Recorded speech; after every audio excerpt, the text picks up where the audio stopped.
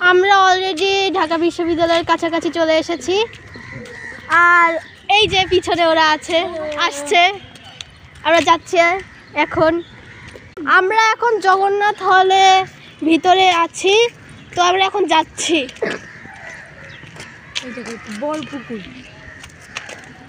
এই যে এখানে গৌতম বুদ্ধ,